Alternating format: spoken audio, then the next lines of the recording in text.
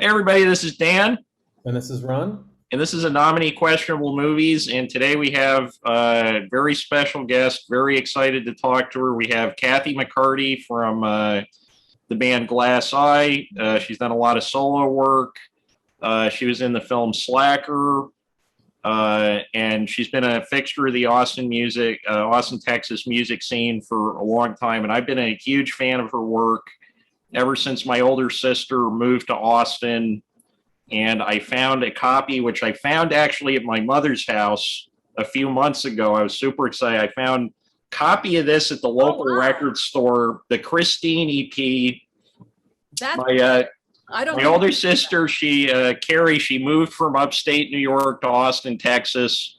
Met this guy named Andrew, and he was like, "You got to hear this band called Glass Eye." And then she called me on the phone. I was probably 13 or 14. She was like, "You got to track this stuff down. This is."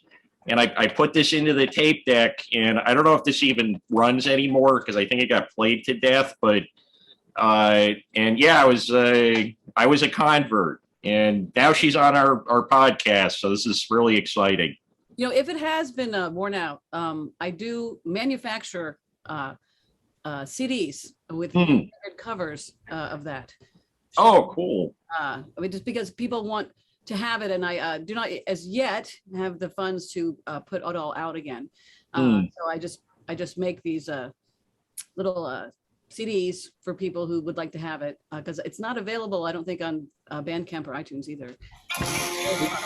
Whoop. That's all right. So, Sorry, that was the alarm to remind me to turn Zoom on and be prepared. I wasn't originally planning to be on for an hour beforehand, so You guys are pros. yeah. yeah. Let me make sure. Here, I'll put the phone on. Yeah, I think I have CDs of Every Woman's Fantasy, Dead Dog's Eyeball, Another Day in the Sun. I think I have a copy of I have Bent by Nature in some form or another. That was the only other one that's on CD because I was just waiting. The only other one on CD is that one. I mean, Hello Young Lovers never came out on CD? No, Hello Young Lovers did, yeah. Oh, okay. The first two records have never. And we've contemplated putting them out, I mean, lots of times because we've owned them for a long time. Bar None never owned those ones. But I don't think anyone had the financial power to just put out something like that has a limited appeal, because a lot of the people that like it already bought it at the time or whatever. Right. But I have a record label now. I mean, I have had one since Another Day in the Sun came out, but I've kind of I have a website now, so it's totally and and I hope to put out. I mean, I'm going to be putting out. I am putting out Dead Dog's Eyeball on vinyl, and whenever the pressing plant's done, I sent the pressing plant my masters for it in February. And it's still not pressed because the backlog is so huge, Really? which makes sense if you think about it. No musicians in America can make any money by playing live during the COVID shutdown. So now that things are marginally open, people aren't going out because they don't want to get sick, and you can't really exhort your fans to come out and risk their lives. And so Spotify steals all of our money and nobody gets anything. And so the only thing people can do is make vinyl, because vinyl collectors will actually buy it. And so there's just a huge backlog of vinyl waiting to be pressed, because pretty much every American musician that's currently working tried to put some out or arranged to put some out. And if I remember right, there's only like 2 large pressing plants even left. Yeah, Rainbow went out of business, which nobody understood really, because the demand for vinyl is really high, but they were the biggest manufacturer, and they went out of business right around the time the very first shutdown began. Bad timing. They could have made a lot. Yeah, they could have made some money. Anyway, so I'm going to be putting that out. I mean, I am putting that out. It's in process, right? And then my next solo record, which is to be named Apotheosis, will be the next release on my label, Rexy Rex Records. But I'm hoping Brian doesn't agree with me. Brian Beatty of Glass Eye, who is my producer and best friend, but. And Brian was in Glass Eye. If this is the Brian I'm thinking of, okay. Brian Beatty of Glass Eye. And he also he spent many years driving out to Waller, Texas, and recording Daniel Johnston. And he recorded Daniel the way Daniel wanted to be recorded. Like, he just took his instructions directly from Daniel. And he has 3 albums of recorded, unreleased Daniel Johnston music, and the Johnston family will not let him put it out. And I'm hoping that my 3rd release will be one of those records, because I'm going to convince them to put them out, because they like me. They're not crazy about Brian, but they like me. So maybe I can manage to pull that off, I'm hoping. And then I have to talk Brian into it, because he thinks I'm a terrible business person and stuff like that. But I'm like, that's good. That's the deal. I'll just guys all the money, and I'll go to, I mean, obviously I'm not going to be like hoarding the money to myself, because that's not my style. I'm Irish. I like to spread it around. One reason I need a manager. But anyway, so and also, I mean, I guess where I started with this was, I do intend, after doing those 3 things, which supposedly, I mean, are actually going to make money for me, I think I will put out the Glasslight catalog again, just out there. And one reason I think that's worthwhile to do is that sometimes here in Austin, they'll have a radio show, and they'll do 80s Austin bands, and they'll play them. And I've been around other people when this has been on, and everything sounds dated except my band. And at the time, everyone was like, you're ahead of your time. And let me tell you, being ahead of your time is not as great as it sounds. Right. I think Alex Chilton said that once, where it's like being out of you're still existing outside of time or something. I don't know his quote, but I do know that, like, I always thought it'd be good to be cutting edge, right, forefront. And life has taught me that, yeah, no, everyone's just kind of like this. What is this? Until later, and then people are like, why did I never hear of this person? And it's like, because nobody knew how to market us, you know? Right. Which was, I mean, well, like, there was another thing Chilton said, right? Like, if you only press 100 copies of a record, they're eventually going to end up in the hands of the 100 people that want to hear that record the most. Which I think might have been like, maybe, I mean, he didn't sell a lot of records while he was living.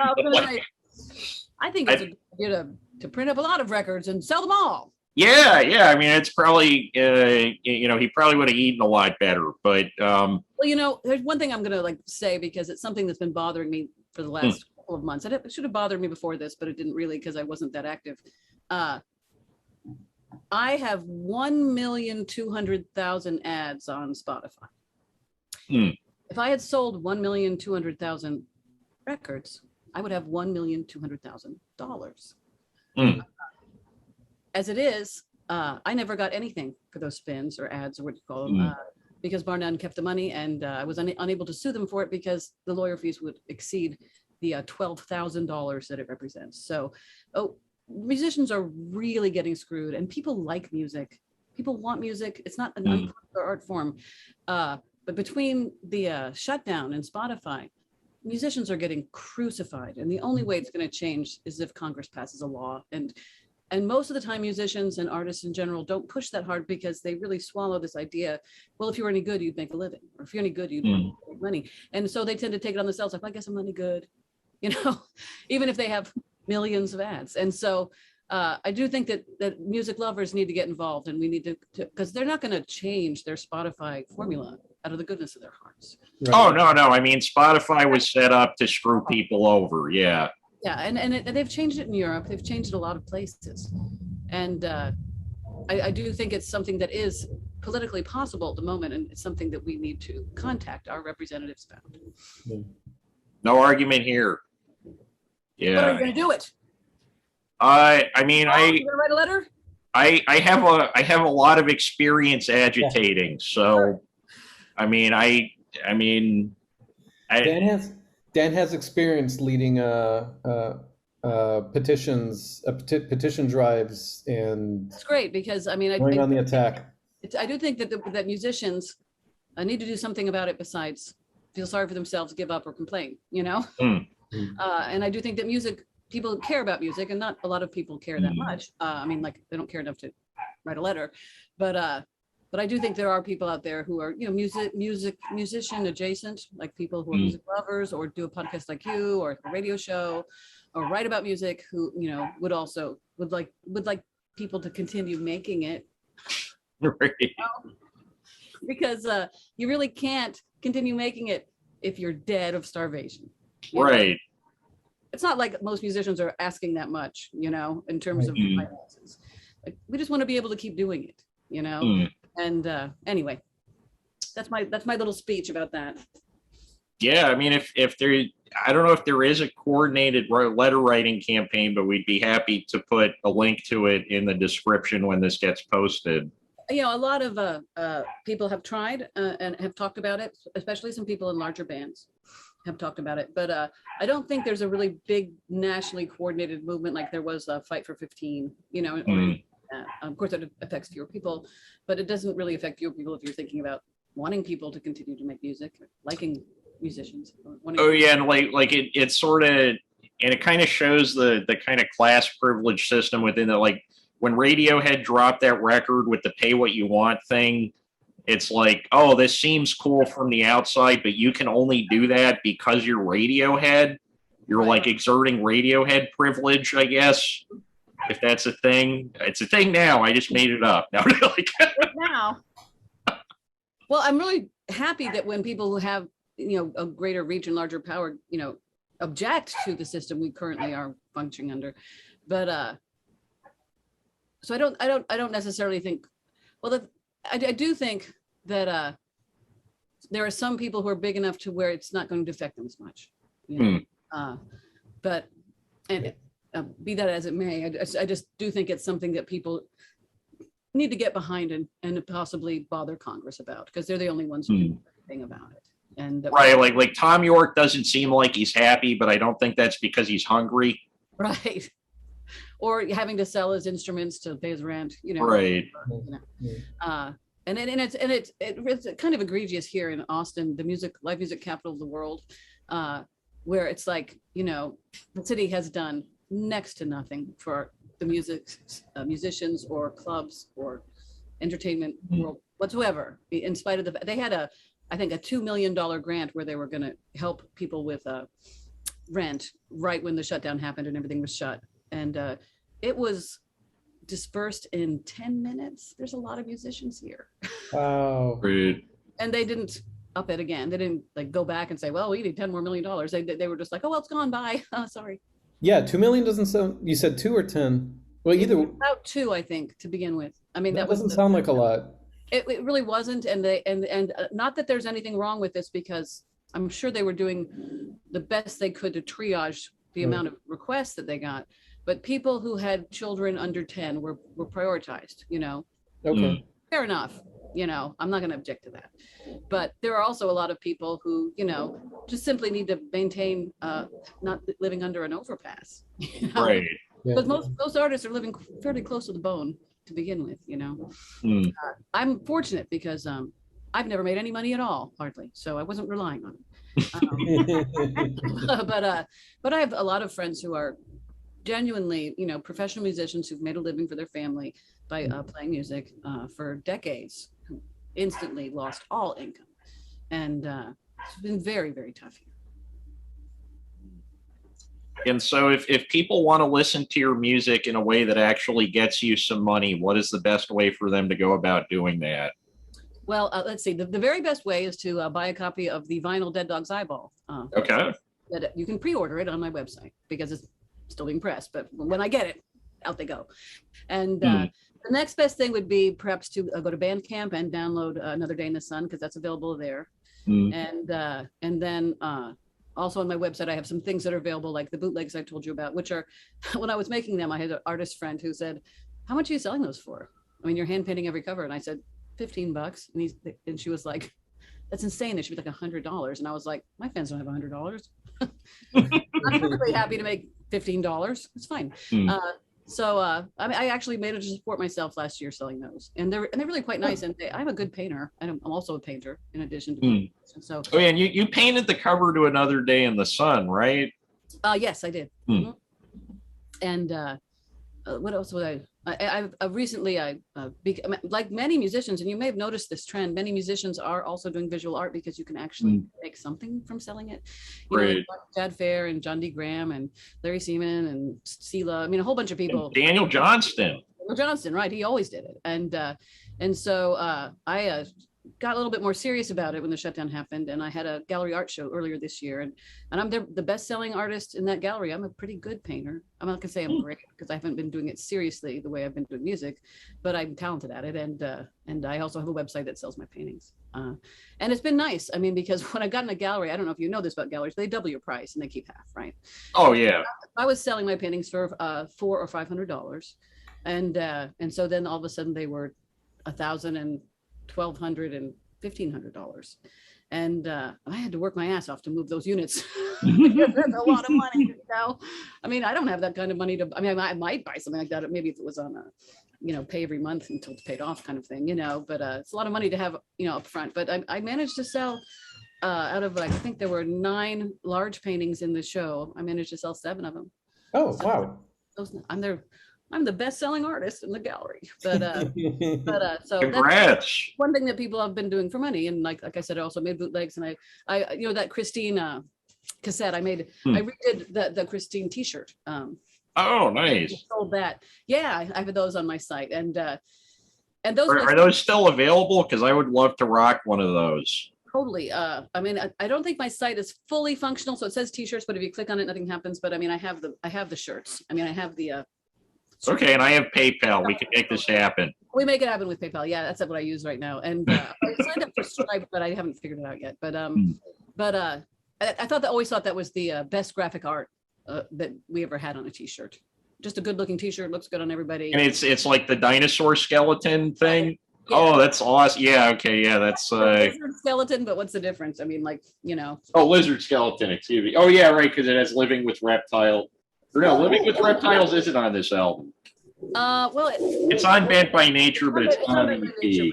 Yeah. Because I don't know if you had or have the vinyl Bent by Nature, but the reason it was called Bent by Nature was because the cover was supposed to be a painting that I did of a tree, and everything. We named the album. We were all ready to go, and the very last minute, the label said, "We can't do this art. You have to do something else." And so, in a really big hurry, we made the cover that's on there, which is the coffee cup and the lizard. We just made it, and they ended up putting the painting on the back cover. Then they hung it in their office for the next 45 years and have never given it back, which makes me think, if you liked it that much, why didn't you put it on the cover of the record? But anyway, that's why it's named that, which is kind of an unusual name. Don't have the image going with it. And of course, somebody said, in England, that means something else. And we were like, oh, well, we didn't know. Well, whatever. What meant in England, but from Texas. But anyway, I forget what I was talking about here. Oh yeah, the T-shirt. So I always thought that was a really good design. The Christine album cover. So I mean, I liked the offset and the color and everything. So I made those, and I also have the new T-shirt that goes along with the vinyl release, which at the moment it was only available to people who backed my Kickstarter, and also anyone else who asks. But it's really great, and I have to thank Dick Johnston, because when I originally released Dead Dog's Eyeball back in the 90s, the Johnston family sent me some images, and they said, you can use any of these images for free because Daniel wants to help you. And I was like, that's great. And I chose the one that has the Statue of Liberty holding up the Dead Dog's eyeball, and that was the T-shirt that I made at that time. And I make my own T-shirts, squeeze. I make money. But one of the images he sent me was a drawing that Daniel had done in West Virginia long before I met him. And it's kind of a Warhol ripoff. It has a can of soup. And it says, Warhol's Dead Dog's Eyeball Soup. And it was a really great image. And I wished I planned to use it at some point, but I just never did. And then, so when I redid for the vinyl, I finally made a T-shirt with that on it. It's super good looking. And I myself really like T-shirts that don't say the name of the artist or don't seem to be advertisements or anything. It just has just a Daniel's drawing. That's it. So it's very cool. So if you don't like me, if you like Daniel, it's a nice thing. I mean, you guys like me, but I mean, like, somebody else might be like, cool shirt,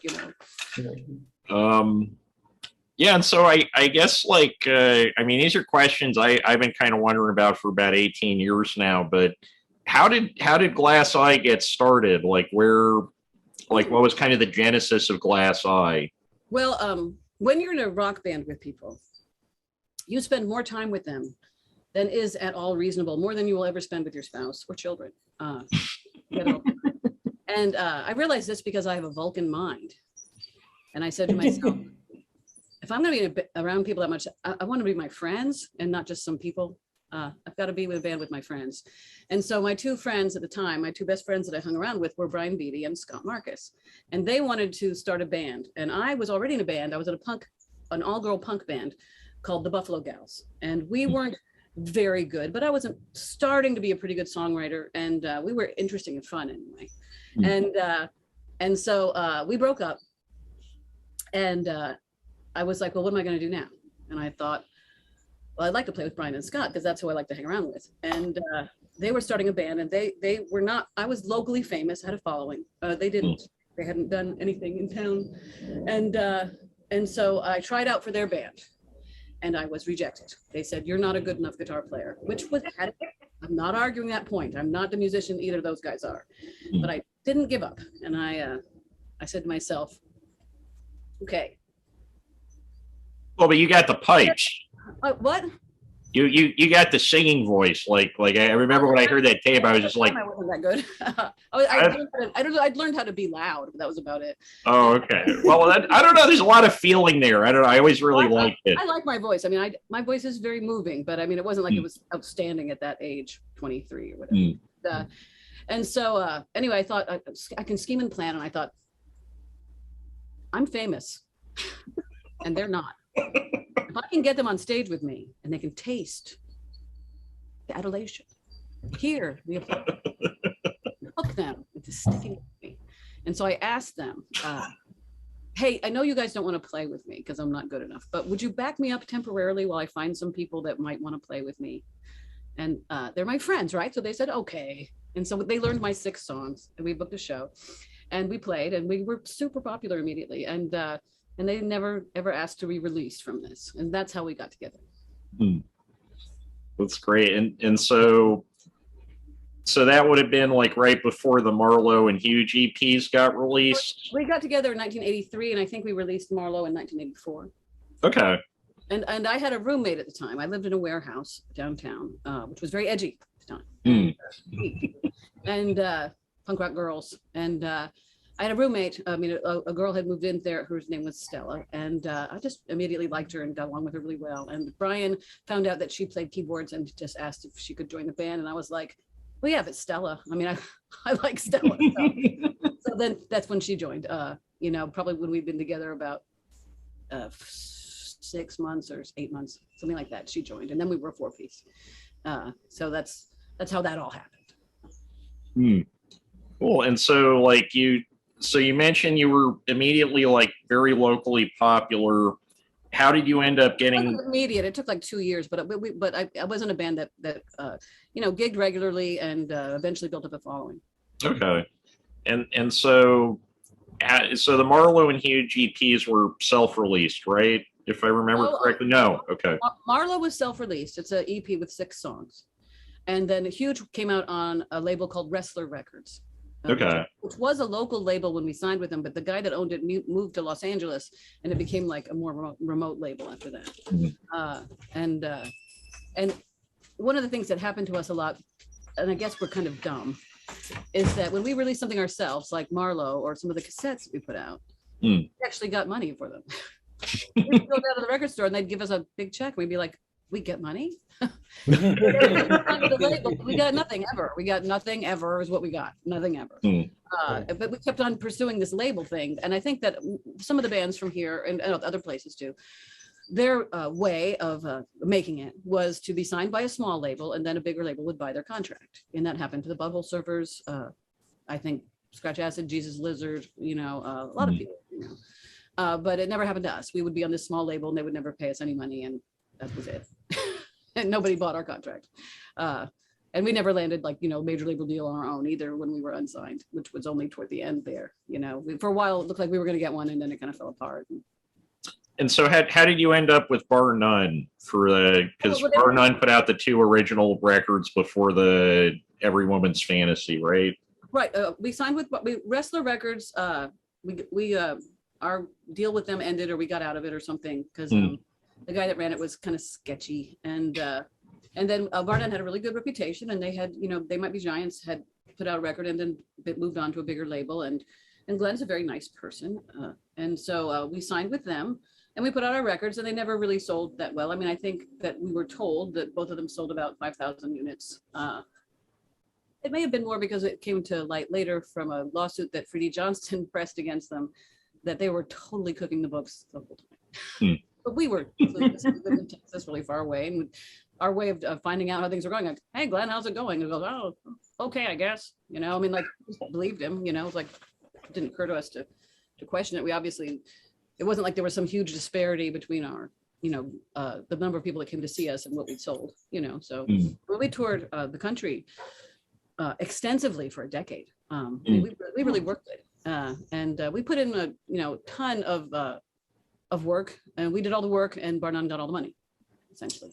And then when that band broke up and I made my deal with Bar None for Dead Dog's Eyeball, I put a clause in it that said if this record is out of print for more than 12 months, the rights revert back to me, which is an unusual clause, and most people don't have it.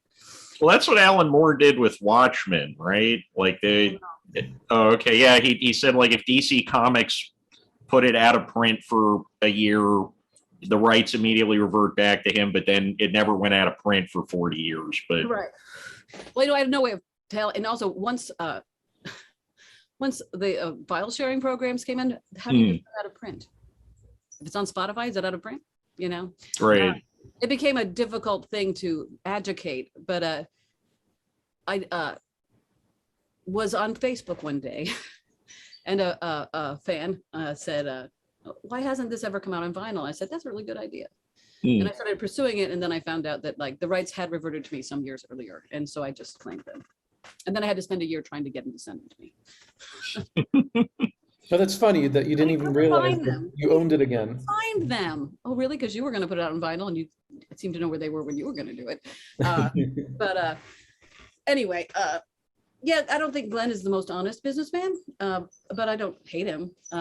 You know, I mean, I'm not very hateful. I'm just glad I have my stuff back. Although I don't have it all back yet because he can't find it. Like I said, send me all the Glass Eye Masters and art. And he said, I can't find it. So I'm still kind of waiting on some of that. And then of course the COVID shutdown made it to where like I couldn't just show up at his offices and be like, hand it over, you know, which would be the second thing to do. And then I tried to get a lawyer involved, and he was kind of sort of into it, but not really, because I don't have any money. And then I thought, well, I better make some money. Better make some money. So I guess I'll do that now. And so going into recording Dead Dog's Eyeball, like what was your relation to Daniel Johnston and the Johnston family? Well, how much of this do you already know?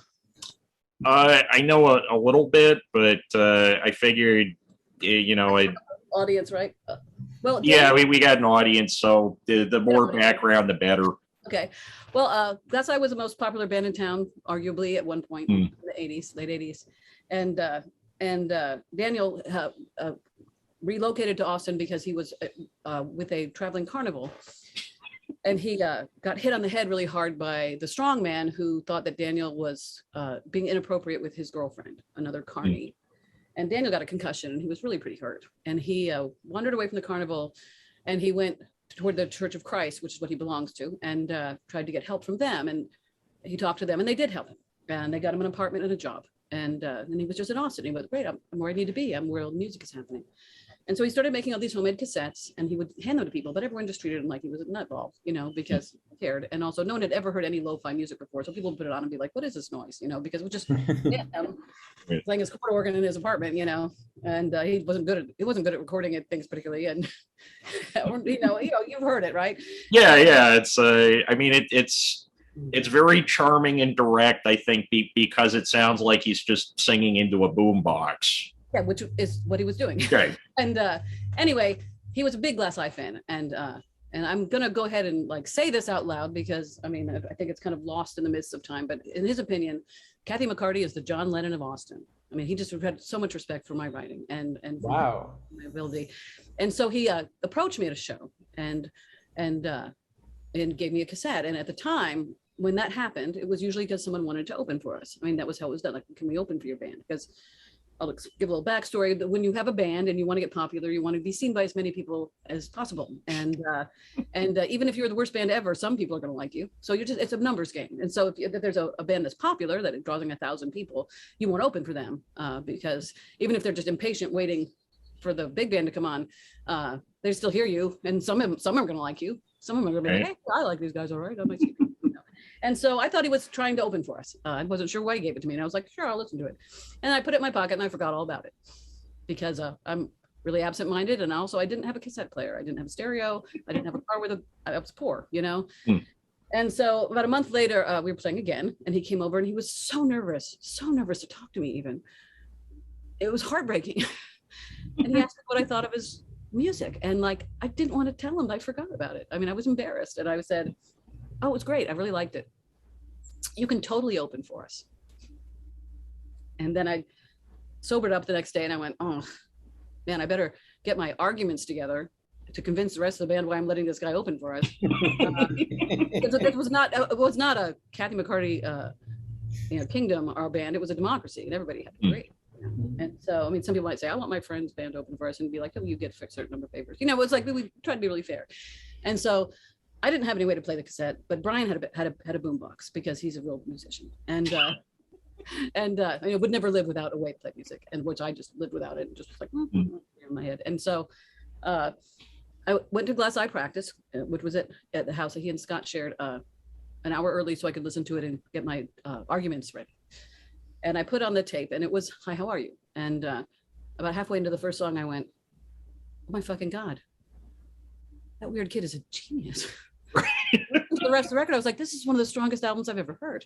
And I think that one thing that Daniel had going for him is that other songwriters listen to his music quite differently than a general public person would. So the songwriter is going to be listening to the song. So I was just listening to the song. I wasn't listening to the weird, lo-fi anything. I mean, I just didn't care about that. All I cared about was the song. And so I felt like after I listened to it that I had the ammunition I needed to get him in the slot anyway. And the rest of the band showed up and I said, hey, before we start practicing, I want to play you a song. And I just started playing the tape for them and to give them credit, which is totally due. We never practiced that day. We just listened to that cassette over and over. And there was no argument. He could open up, let's have him as soon as possible. And so he started his career in Austin opening for my band. And I think that it probably gave him an amount of credibility that he would otherwise have lacked, that the most popular band in town took him seriously and wanted him to play. And I remember the very first gig he opened for us was a club called The Beach, and the crowd was all pressed up around the stage, and he was up there, and we'd allotted him like 45 minutes or 30 minutes. I mean, some amount of time where he could play several songs. And he started playing, and he was just so incredibly terrible. I mean, like, he couldn't sing or play, and he was so nervous. He was like literally almost shaking the rafters. He was shaking so hard, sweating, And everyone started looking at each other going, is this a joke?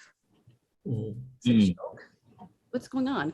And so we made a point of like all being in the audience and like really paying attention and clapping and just being like, and he played 3 songs. Then he couldn't take it anymore. And ran away. He ran away and we had to like go up a little early and play longer than usual or whatever. But we continued to have him open for us, and then he started catching on with other songwriters.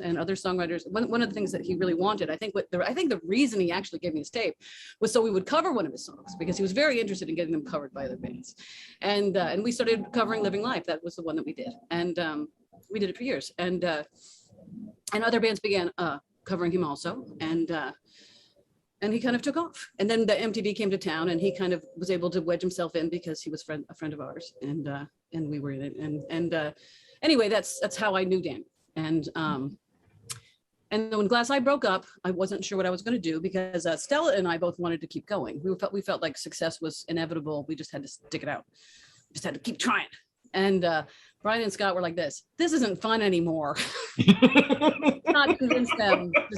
We're like, it's just not fun anymore. And so then I was like, well, I guess I have to do my own thing now. What do I want to do? And I thought, well, I'd like to make a record of Daniel's songs, because at the time he'd just been committed for the first time to the mental hospital, and it didn't look like he might ever get out. He was super Looney Tunes. He had been violent. He'd attacked his then manager, Randy Kemperer, with a pipe and given him a horrible injury. And, so kind of on the borderline of criminally insane. And And so I thought, well, right now a bunch of people in Austin knows music, but nobody else does. And if I can do something to make it get out there, I think that I would like to do that. And plus, I'd like to do it anyway, you know. And I felt that I had played his music for several of members of my family, my mother and my cousin particularly, and both of them were like, I can't hear it. It just sounds like noise to me. And they're just like normal people. And I was like, okay, I can hear it, but they can't hear it. I need to make these songs, I need to record them in such a way that my mother will like them. That was in my mind. So my mother will hear that it's a good song. And so so we kind of went to town on the production end of, you know, like we made those songs sound pretty, you know, and it was so fun. And, you know, even though our band broke up, none of us had bad feelings toward each other. We were still all friends. And really, in a lot of ways, it's pretty accurate to say that Dead Dog's Eyeball is Glass Eye does Daniel Johnston, because Brian produced it, Brian played bass, Brian arranged everything, Scott played drums, I played guitar, you know. It's Glass Eye. I mean, Stella, I think, was not around, but everyone else was in on it. I mean, Scott really does play all the drums on it. And anyway, by the time it was finished, it didn't take that long to make, but it took like a year or two, you know, until it was pressed or whatever.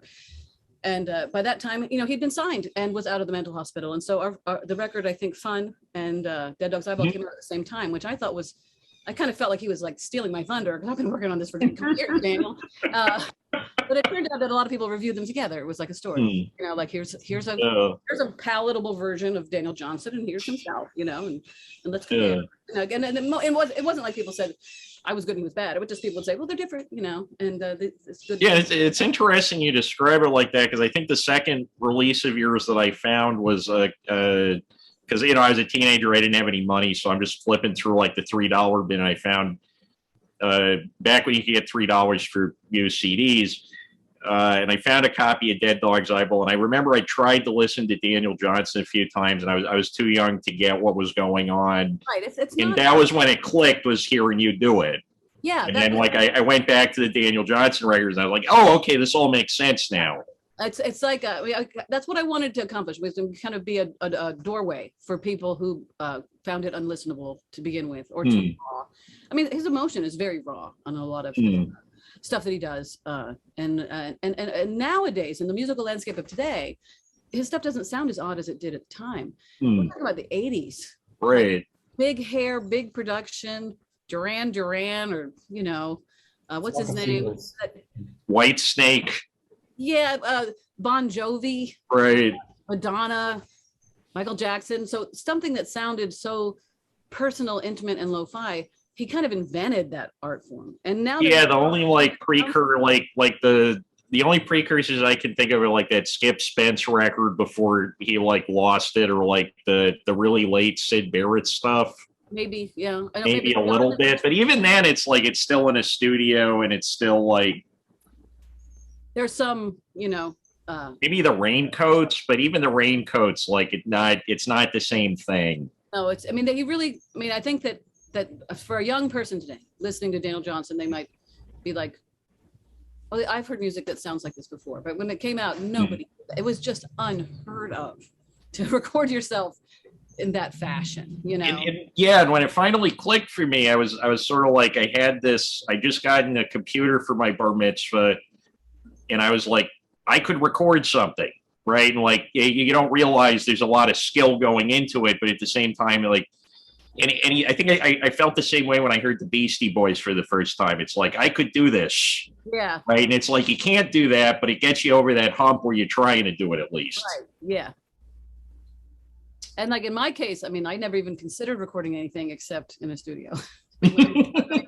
Even I was playing punk rock music, it was still like, we still have to go in the studio, which, you know, at the time was incredibly expensive. I mean, like if you, like, I think around that time, it might've cost about $5,000 if you were really fast to record a record, not press it or anything like that, but just to do the recording part of it. And in today's money, that's like $50,000. You know, it was a hump that was very difficult to get over. And it kept a lot of bands from recording. I mean, like, it was like a gatekeeper thing, you know, does anyone believe in you enough to loan you this money, you know? But Daniel just got around it. He was like, oh, I can record stuff. I've got a jam box. I've got a jam box and a chord organ. I don't need a label. Right. He was a outside the box thinker. and so to backtrack a little bit to keep it sort of chronological for the audience, so Ron and I rewatched Slacker a few days ago to get ready for this, and I sent Ron because Ron hadn't heard any of the stuff, and so I was kind of like proselytizing for the last week, although he seems to be enjoying it. And yeah, I've listened to the to the two albums. You listen to like bits and pieces of everything. I was like spamming you YouTube links for like the last week, but like and so we're looking through, and I was trying to spot every member of Glass Eye is in that movie, right? No, not Brian.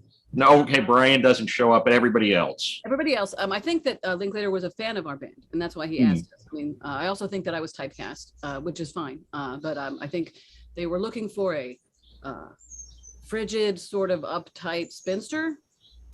That's Scotty McCarty, right? So I was like, I got cast as a professor. And so, but Brian at that time, I mean, even if they had asked him, which as far as I know, they didn't, he was producing a Beelzebubba for the Dead Milkmen. So he was being a professional and having a job that was cool. First I was just, buzzing tables, and, Scott was working in a bakery. So we have more flexibility and so forth. And I didn't know who Linklater was. They said, if somebody wants you to be in a movie, and I was like, sure, cool. I mean, sure. Send me the lines, I'll do my best. And I get the impression from the introduction and some of the emails we've exchanged that this podcast is kind of about movies, right?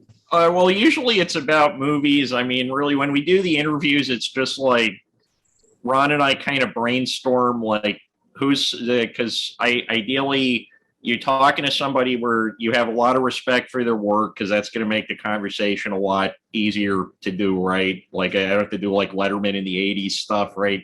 And like, and then also just like who might respond to an email, right? Because like nobody knows what this podcast is. Well, I mean, we've had some, we had like Jonathan. So the podcast started out with, I owned a record store in Roslindale, Massachusetts, and some person was leaving garbage bags worth of like softcore porn DVDs and just like weird shit in like a garbage bag overnight. And I would wake up in the morning, I'd run over to the store to go open, and there'd just be garbage bags of these DVDs, and none of them sold. The store went out of business, and I just have, I mean, to this day, I have probably like 2,000-3,000 DVDs, and I bought maybe like 100 of them, right? Oh, that's a lovely story. And yeah, and so I met Ron, and Ron is maybe the only person I ever met who's watched more movies than I have. And well, I guess we interviewed Jonathan Rosenbaum. Probably saw more movies than either of us, but he got paid to do it over 50 years. Yeah. And so, but yeah, and so we got to talking, and then Ron was like, "Let's do a podcast," and I was like, "Let's go through the garbage bags," because I haven't watched, I mean, there was some of the covers were great. There was one called Bulgarian Lovers. It was just this like Gatorade green, and these three guys kind of all giving each other weird looks, and so it started off like that, and then so like Did you play the movies over the podcast, or just excerpts of them, or? Well, we don't have a lawyer, so I'm not sure how we could even do excerpts. Never mind. We had a guy looking into that, and he's dead now, so we gotta find another guy to look into that. But I once added I don't remember how it came up, but I mentioned something about how I used to watch Green Acres as a kid, and I used to, or not as a kid, I was probably an adult, and I used to sing along to the opening theme song. Like I knew it by heart, and I would sing it every time. So I ended up adding it in here on YouTube. I put the whole thing in.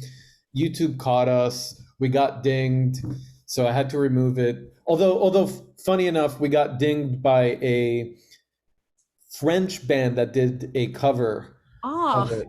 So I've been dinged on YouTube for posting my own songs that I own. Hey. Because somewhere in the history of time, bar none owned them.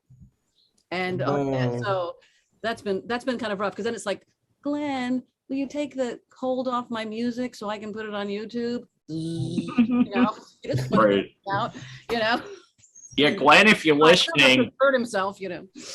So if you're listening, Glenn, we have a lot of listeners and they're going to be angry. yeah.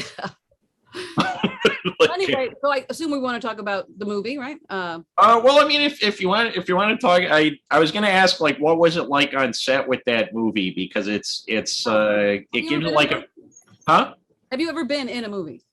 I've been in a few movies, but they were directed by John Jost, so I don't think he works like most people do, because he's been living out of a van for 50 years. Like he's like what Chris Farley was warning everybody about on SNL, right? We love you, John. Love you. Yeah, John's great.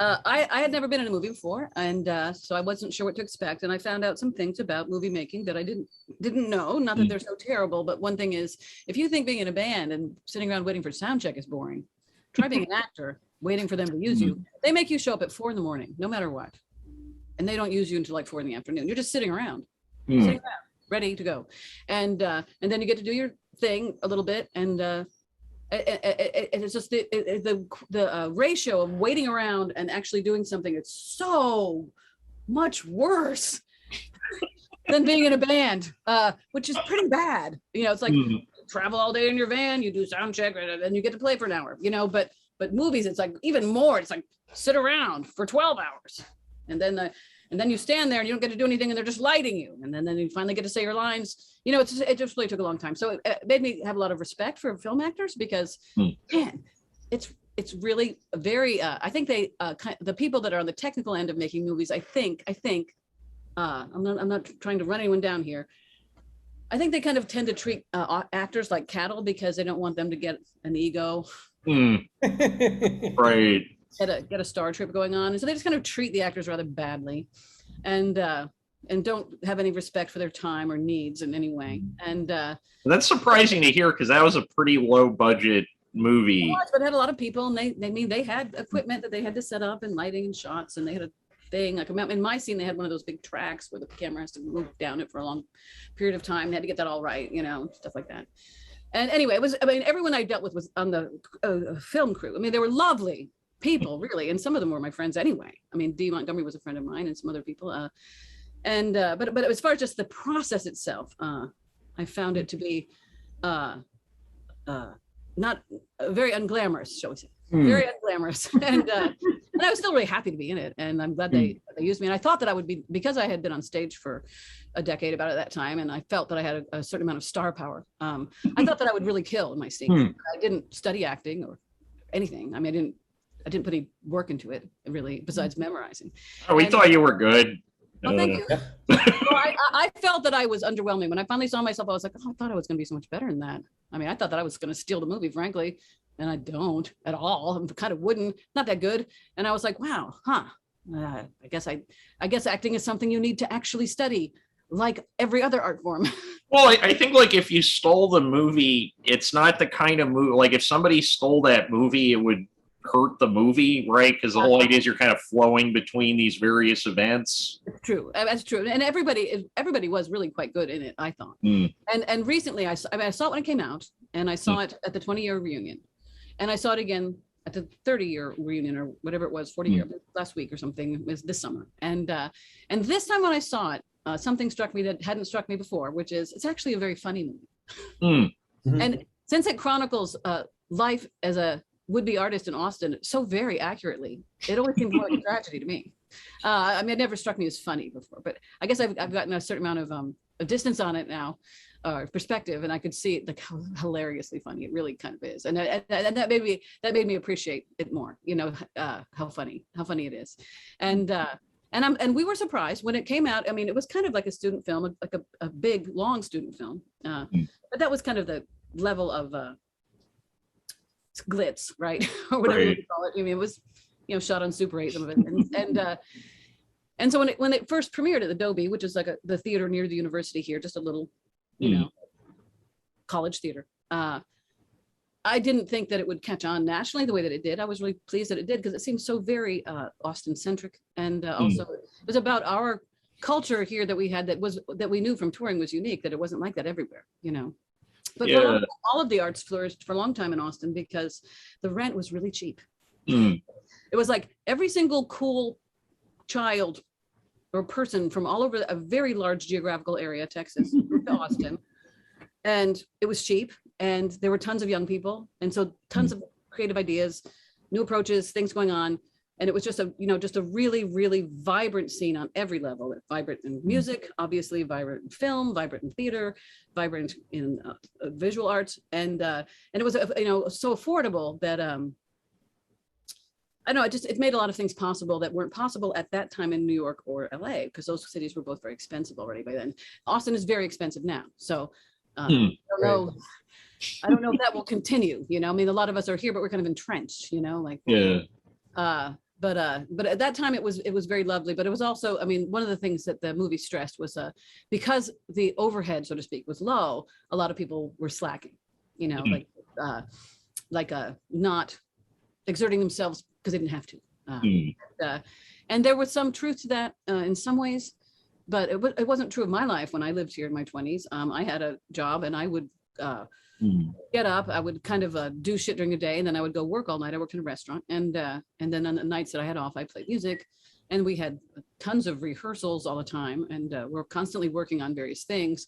So we all were busting our asses. Actually, we weren't slacking, but from the outside, it might have looked like that because we weren't pursuing a traditional career path, because we were just like, yeah, I just work in a restaurant.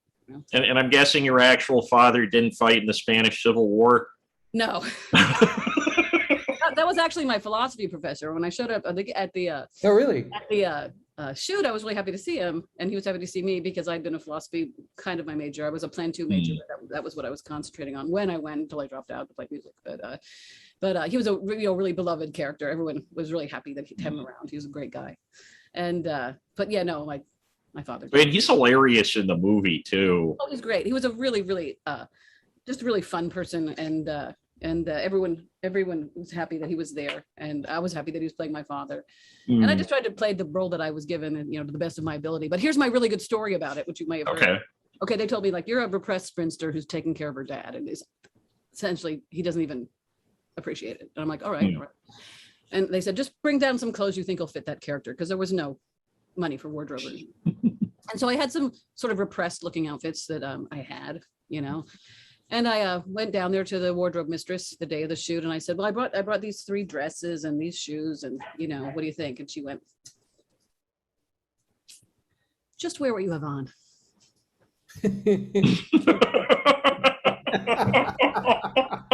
I was like, oh man, yeah, it's rough. I thought this was a it's fine, typecasting situation is fine, but yeah, okay. I dress like a repressed fan. Okay. I guess I do. Well, and I don't know if the video from this is going to get released, but just so that the listeners are aware, like, you've got a pretty, like, it's stylish, but it's like it's a wild outfit on right now. You got like I was assuming that the video was going to be available. It's fine with me. Oh yeah, we can. Okay, we can do the video. Yeah. Before we usually want to ask people first, just because some people they're showing up in their pajamas or something. No, I put on makeup. Wow. Okay. Oh, okay. Put me on. I apparently am. Apparently, when I was younger, maybe you'd have to look at photographs of me to know, but I was a really strikingly beautiful young woman, and I was uncomfortable about it because I felt it got me a lot of attention that I didn't want. Yeah, well, I wasn't gonna say it, but yeah, you were an incredibly I mean, I've got a good bone structure, right? And I don't care, but I mean, I was good looking, and I tended to play that down, and I tended to dress in a pretty masculine way for a straight girl, and I didn't wear makeup, and I wore most of the time I was in glass eye. I kept my gigantic big glasses on because I just didn't want that to be my selling point. And a couple of times that Stella and I actually tried to look pretty on stage, it was a nightmare. We just got all these like drooling guys in the front row, and they didn't listen to ever music at all. They just didn't listen. They were just, so it's like, I don't want that kind of attention. I want you to listen to my work, and anyway, so I was always playing that down, and I also kind of felt like looks don't last. You don't want that to be why people like you. Right. Then you're going to have a big crush. It's funny you mention that because I remember when I was younger and I think I saw like liner notes on one of the records and I thought the glasses were like very striking and kind of brought everything. I kind of thought the opposite about the glasses, but. Well, thank you. I mean, I just like wearing glasses because I have there's some unusual things about me. And one of them is I have very, very large pupils and it looks like I'm on heroin or acid all the time. I'm not. Because my pupils are so large, I can hardly stand bright light. I mean, can't open my eyes, and then also I can't wear contact lenses. I could injure my eye if I wore them. So I had to wear glasses if I was going to see, and I'm very nearsighted, or I was. Now that I'm getting older, it's getting better. I'm actually really? My eyes are almost 20/20 now because of the aging thing that happens with your eye where everyone else has to hold things far away. But since I was so nearsighted, it just makes me actually be able to see. So it makes me feel like I'm not getting older. I'm turning into a god. Yeah, you got like your eyes are doing the Benjamin Button thing. Yeah, totally. And I also got taller and everyone else is shrinking and which is great. And I got to be a better guitar player and a better singer and a better songwriter. So it's kind of like everything's coming together for McCarty. Yeah. McCarty time, man. It's McCarty time. This is your moment. It's my moment, man. Seize it, right? I knew my 60s were going to be the best decade of my life. But now I know they are. Anyway. Yeah. Glass. Oh, yeah. So anyway, one of the things that has happened to me is I have turned into one of those older ladies who dresses in a flamboyant fashion. And I used to dress like so not. And people would beg me, like, couldn't you wear just something on stage that was like mildly a costume-like? And I'd be like, no, I'm going to wear my corduroys. Wear what I wear every day. And then all of a sudden, that changed. And now I'm extraordinarily flamboyant. I go around like this. I'm not dressed up for you. I have a great number of extremely flamboyant outfits and I wear them every day and people look at me and it's actually been kind of fun because I'll go to the farmer's market to get some, vegetables or whatever. And I'll have total strangers come over and going, you just made my day. And I'm like, wait, I didn't realize it was going to be, I figured I'd be like one of those purple hat ladies that everyone's like, kind of like, you're embarrassing everyone. But everyone's been very, very, the general public has been, and my friends too, but I mean like, people have been very supportive of the new Kathy, who's kind of flamboyant. So I'm into it. Yeah, this is like and painted nails. Yeah. Like you came more prepared than maybe we did. Well, the bar is higher for women in general. Right. Anyway, I wonder if I'm done talking about Slacker now. Well, it's really quite funny. Oh, there's one scene in it that could have been taken out of my life as an Austin Slacker. There's a man and a woman, young people, on a mattress on a floor in a house. Mm-hmm. And the woman goes, do you think we could maybe like do something fun? For instance, like, there's a lake and we could like go, I don't know, go kayaking or something. I don't know, go canoeing. Right, and the guy's got the J. Edgar Hoover book in his window. I don't know. I think so. Oh. But this guy is like, if you have fun on purpose, it doesn't count. Like that pretty much is my dating life as a young woman. Like dating in Austin was like this. A guy signals some interest in you. You go have sex together. That's it. There's no trying to show you a good time or, and entertain you in any way, take you to a movie. None of that. No romance. Sitting around on a mattress on a floor is like, that's just what we do. This is dating, sitting around on a mattress on a floor. You can watch me read, When I saw that scene in the movie this time, I was like, oh my God, it's so dead on. It is so dead on. That is exactly what it was like. that is so I guess to go forward in the timeline again, so Dead Dog's Eyeball comes out, and then there's a break, I think, between then and Another Day in the Sun. There's a few years. What happened was I got a band together, and naturally I wanted to play with Brian still, and since he was on the entire record, I was like, so we're gonna go on the road, and he was like, no, I'm not going. I'm a producer now. I don't want to leave town. And I was like, well, who's gonna play with me? Who? And he said, well, I've got some ideas. Here's some people. Why don't you talk to them? And I hired the people that he recommended me. and I thought of one person on my own, which was this kid named Chris Nelson, who was a big Brian fan. And he was such a big Brian fan that he knew how to play like Brian. And so I was like, well, he'd be good because he knows how to play like you. And it turned out he turned out to be a multi-instrumentalist like Brian, and also an incredible singer. I mean, way more talented than I've ever been. And so I had this great band. I mean, they were so good. And it turned out that because I had been in this Democratic band, I was never trying to step forward or be the focus, you know. But now I had to be because it was Kathy McCarty, right? And so I found out that I'm a really good front person, which I did not know before that because I was kind of keeping a lid on it. And it turned out I was a really good front person and a really good interview and good, interesting talker and articulate and funny. And I was good at commanding the stage and things like that I had never even really tried to do. I tried to do the opposite. And so we did really well. We toured for a whole year, and I did get a lot more famous, and that was nice. And I wasn't making a living, but I was breaking even. And but I knew that after that record of incredibly great hits by one of the world's greatest songwriters ever, I followed it up with "Had Better Be Strong."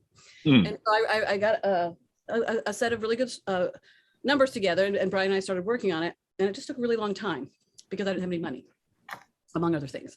And so I couldn't go in the studio like someone who had a label, and I wasn't interested in putting it out on Bar None again. And because I realized that like I'm going to sell the same number of records, right? And the only reason any record I've ever been on is sold was because I worked it and I made shit happen. And when the song "Living Life" was in the Linklater movie, I did that. The label didn't do that; they just kept the money. And so it was kind of like whenever anything's happened for me, it's because I did it. So there's no reason for me to give them all the money. I'm going to put it out myself. And so I didn't have a recording advance other than what I was earning buzzing tables. And so Brian was trying to make a living. He had a family at this point, 2 children. And so when people were going to pay him to work in their studio, he did them instead of me. Because I'm just your dumb friend who doesn't have any money, right? So, so it took a long time to make that record, but it is a very strong record. And I listened to it the other day and I was like, man, this is solid work. I mean, all hits. Every song is good on that record, and it's a great record. And before it came no out, argument here, yeah. No one's ever really heard of it. I think only 1,000 copies ever got pressed by me, and I still have a few. So it's like it's not. Really I bought one from Waterloo Records. I need to order another one because it was in my car long enough where it. I'll hook you up. Okay. I'll send you some money for the shirt and the CD. Yeah, you're getting at least a few sales from this interview, if only from me. Yeah. Anyway, so keep upselling me. In the meantime, while I was working on this record, I got married, and I had been in my life. I kind of have an instant karma thing going on because in my life I'd sometimes felt negative about members of my band who had girlfriends or wives who married them as a working musician, and then all of a sudden weren't cool with them doing it anymore. And I was kind of like, you knew he was a musician when you married him. Right. Okay. Saying you can't stand to be apart and it breaks your heart and you can't go on the road now is really ridiculous. And I don't see why he's putting up with it, you know? So I got married and my husband married me. He was a big Kathy McCarty fan and knew what I did. He had a very, very big problem with me going on the road. Really big. Really? Yeah, and I had not anticipated that, and it caused me to make the decision at the time because I was newly married to not go on tour for that record. Also, I didn't have the excuse or reason rather that it was, hey, this is how I make a living, because I didn't make a living, you know, broken at best. So I couldn't say like, hey, this is how we make money in this family. It wasn't true, you know. So so I didn't ever tour on that record, and therefore no one's ever heard of it hardly outside of Austin, you know, and the scattered Austinites who have moved other places, you know, who keep up with me. And then after that, I kind of went into a creative depression because I was about 45, 48 years old, and I felt like, okay, you've given this your best shot and it hasn't worked out. So maybe you should figure out how to make money. I mean, how to make money doing something besides picking up dirty dishes. I mean, you're married now, you have to be adult. And so I tried, And I never did graduate college, although that surprises a lot of people because I am very intelligent and articulate, and it seems like I did, but I didn't. So I can't go apply for a job with my college degree because I don't have one. And so I was thinking, like, what else can I do? Do I have any other talents? I mean, I'm a hard worker, but I don't really want to do it. I don't really want to make money that way, you know. Was this when? Because my older sister, I was like, because I think she told me you were like selling pies out of your house. Oh no, I did have a pie company, short-lived one. Okay. A little while, and I am a very, very good cook. I'm a very good cook, a very good baker. A lot of people are. But yeah, I lost my shirt. I'm not a good business person, and that was very brief. Now, what I decided that I could probably do. I mean, I haven't mentioned this before because it hasn't come up, but I mentioned I didn't have any way to listen to music, right? Well, that was because I spent all of my available income, anything that I had extra, I spent on books. I'm a big reader, and I spent my life reading instead of having a life, really. And I mean, I played punk rock music and I read books. It was kind of like my two things. And so, because I was very, very well-read person, I thought, well, I could probably write. And so I went down to the Austin Chronicle and I said, can I write for you? I mean, I don't have any credentials, but I can write. And they hired me, and I was a writer for about 7 or 8 years, writing for the Chronicle. And they kind of wanted me to write about music, but I didn't really think I was an expert because I didn't really listen to a lot of music. And well, I mean, most people I knew so much more about it than I did. I mean, you lived a life for a long time. I mean, it's got to count for something. Yeah, I mean, it kind of does, but I mean, like, I didn't feel like I was the kind of person who could put on a record and tell within 2 songs if it was good or not. I mean, I just wasn't my area of expertise, but I was really good, I mean, a really, really good cook, and I'd worked in restaurants for 45 years.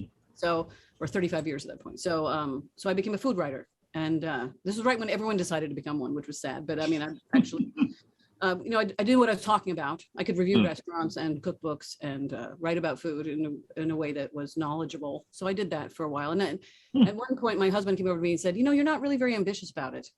And I was like, say what? And he said, you're not very ambitious about your food writing. And I said, you're right. I'm not. Because for me, it was just a day job. It was like bussing tables. It was not where my heart was. It wasn't my passion. It was just something I knew I could do and try to make money at. And it really shocked me to hear that, because I'm probably, definitely the most ambitious person either of you have ever met or will ever meet. And oh yeah, I mean, I can feel the energy from across the country. Oh yeah. Well, I'm not trying to bang my own drum here, but I had 2 goals from childhood that I've worked assiduously at without cease my whole life. And they are to be a genius and to be a saint. I don't think you can try for anything higher than that. I mean, that's pretty much the most ambitious thing you're ever going to try to do. Either of those things, especially. I mean, it'll keep you busy for a very long time, for sure. Well, you better be ambitious if you want to scale those heights, right? I can anyway, to hear him say that I wasn't ambitious made me reevaluate it. And at some point, I quit doing that at some point after that, because I was like, it's true, my heart isn't in it, and a lot of people's hearts really is in it. I mean, there's people who this is their thing, that there's their life dream and their goal, and for me, it's just this thing I can kind of do without. Oh no, I relate to that very personally, because I have a journalism degree. I got a job, very briefly, at a newspaper before I started flipping records and books and stuff. And I hated it. I hated doing it. I was just going to town meetings. I'd listen for 4 hours, and I'd have to find like the one thing that was interesting in 4 hours of hearing these like guys where, they'd been on the town council. So you get like a warped sense of what's actually interesting to people when you're talking, because everybody's got to listen to you because you affect property prices, right? The most boring people you could ever meet in your life. And I was just like, I can't do this anymore. I got to do something else. Yeah. Being a journalist was never my goal. And I'm not really that great on keeping my facts straight because I'm an imaginative person. And I mean, it was good for me in the sense that I learned some self-control in my writing. I learned how to tone it down a little bit, because I tend to write very emphatically. And it was a good thing. But it wasn't my thing. And then just tangentially, people in my family don't live very long. I don't think anyone in my family has made it past 67. And a lot of them died at 61. And I was looking at, I was about 57, 56 or something. And I was like, you know, I might not. I mean, I'm not saying I definitely am going to check out anytime soon because I don't want to or anything. I'm happy. But I might not live for that much longer. I mean, just given. I mean, you seem pretty lively from where I'm sitting. But... Yeah, I'm very lively, and I've done a lot of things to, you know, make myself healthy. I exercise a great deal, a bunch of things like that. I eat well, but I was just thinking, you know, I might be looking at a decade. Right? I mean, I don't know, something, and I thought, well, I can live on my credit cards for that long. And I was like, I'm going to do what I want to do. I'm going to do what I want to do. I'm going to do music again. And so I started doing it again about 2 years ago.